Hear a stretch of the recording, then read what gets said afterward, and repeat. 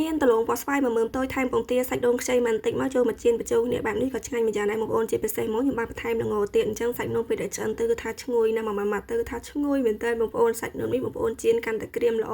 សាច់នំកាន់តែឈ្ងុយហើយចំណែកវិធីធ្វើវិញអត់មានអីពិបាកទេថ្ងៃនេះខ្ញុំយកតលងដែលបានស្ងោរឬក៏ចំហុយឆ្អិនបងប្អូនអាចប្រើតលងសាច់ពណ៌ស្វាយអញ្ចឹងក៏បានពណ៌លឿងពណ៌ទឹកក្រូចឬក៏យើងអាចជំនួសដោយល្ពៅត្រាវចេកអីផ្សេងៗក៏បានដែរយើងយកមកធ្វើគឺឆ្ងាញ់ដូចតែគ្នាទេបងប្អូនហើយនេះបន្ទាប់ពីខ្ញុំបានរៀបចំចិត្តតលងអញ្ចឹងហើយយើងទុកទៅម្លែកសិនចំណែកសាច់ដូងនេះវិញខ្ញុំប្រើសាច់ដូងខ្ចីហ្នឹងចំនួន85ក្រាមយើងចិត្តនេះគឺថាខ្ញុំចិត្តឲ្យវារៀងប្រទះធំៗបងប្អូនចឹងទៅគឺខ្ញុំយកមកហាន់វាឲ្យវារៀងល្អិតៗបន្តិចទុកទៅម្លែកសិនគ្រឿងផ្សំខ្ញុំយកមកលាយបញ្ចូលគ្នាមានដូចជាពងទាក៏បានពងមាន់ក៏បានដែរសម្រាប់ខ្ញុំដាក់ពងទាគ្រាប់ធំចំនួន1គ្រាប់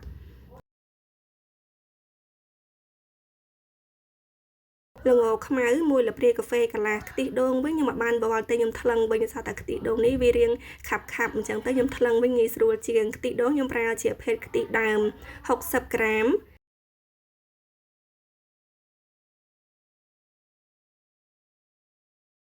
ស្ករសក៏បានស្ករត្នោតក៏បានដែរចំពោះខ្ញុំដាក់ស្ករស45ក្រាមហើយនឹងអំបិលម្ជុលល្ព្រាកាហ្វេគ្រឿងផ្សំនៃទឹកគឺមានតែប៉ុណ្្នឹងទេយើងរៀបចំកូរក្លុកតតែពងទាស្ករសអីផ្សេងៗហ្នឹងវាចូលសព្វគ្នាបានល្អសិនយើងក៏លុករហូតតតែស្ករសវារលាយសព្វបានល្អទៅបានយើងអាចយកគ្រឿងផ្សំផ្សេងៗទៀតមកលាយត្រង់កន្លែងនេះដើម្បីកុំឲ្យប្រឡាក់ចានច្រើនបងប្អូនអាចប្របែកសាច់ដុំសិនទៅចាំយើងលាយគ្រឿងផ្សំបញ្ចូលគ្នាចំពោះខ្ញុំភ្លេចអញ្ចឹងទៅគឺត្រូវប្រឡាក់ចាន2ដងយើងប្របែកសាច់ដុំហ្នឹងឲ្យម៉ត់បានល្អដុំខ្ញុំដាក់70ក្រាម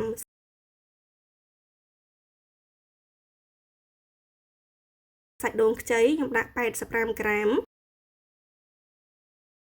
សាច់ដូងទុំកោសខ្ញុំដាក់45ក្រាមយើងលាយជាមួយនឹងសាច់ដូងទុំកោសអញ្ចឹងទៅគឺធ្វើឲ្យសាច់នំហ្នឹងកាន់តែឈ្ងុយល្អទៀតចំណែកម្សៅខ្ញុំប្រើម្សៅអង្ករត្នោត60ក្រាមចុងក្រោយគេខ្ញុំបានបន្ថែមម្សៅឆា20ក្រាម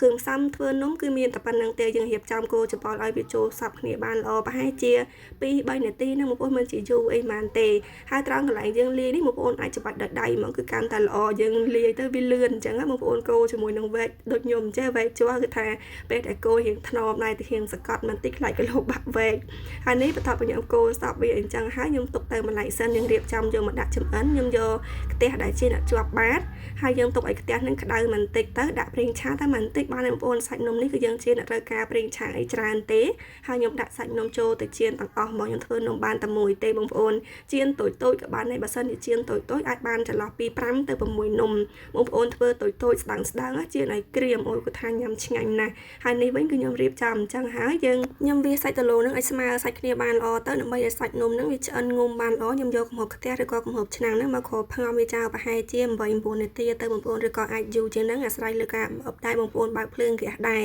ហើយនំនេះដែរយើងចៀនកុំបើកភ្លើងខ្លាំងពេកបើសិនជាបងប្អូនចៀនតូចៗអត់អីទេប៉ុន្តែបើសិនជាបងប្អូនចៀនធំដូចខ្ញុំចេះបើកភ្លើងតិចខ្លាំងមែនតើបងយើងផ្ងំនៅលើភ្លើងតិចអញ្ចឹងទៅតតែសាច់នំនឹងវាក្រហមស្អាតចាំយើងប្រែត្រឡប់មកក្រោយបាន8ទៅ9នាទីក្រោយមកនេះបងប្អូនសាច់នំរបស់ខ្ញុំអាចប្រែបានណាខ្ញុំចាប់ដើមប្រែត្រឡប់ពេលដែលយើងប្រែត្រឡប់អញ្ចឹងហើយយកកំហុសឆ្នាំងហ្នឹងមកគ្របផ្ងំវាចោលប្រហែលជា8-9នាទីទៀតទៅបងប្អូនឲ្យសាច់នំនឹងវាឆ្អិនបានល្អអញ្ចឹងណាហើយបើកកំហុសមកម្ដងទៀតមកអូយគឺថាឈ្ងុយមែនតើបងប្អូនឈ្ងុយជាមួយនឹងក្លិនដូងផងក្លិនដលងដែលយើងបានស្ងោរឆ្អិនហ្នឹងយកមកចៀនអញ្ចឹងក៏ឈ្ងុយដែរជាពិសេសហ្មងគឺឈ្ងុយជាមួយនឹងក្លិនល្ងសាច់នំនេះអត់សូវផ្អែមខ្លាំងទេបែបរៀងឡមញ៉ាំជាមួយនឹងសាច់នំអញ្ចឹងគឺឆ្ងាញ់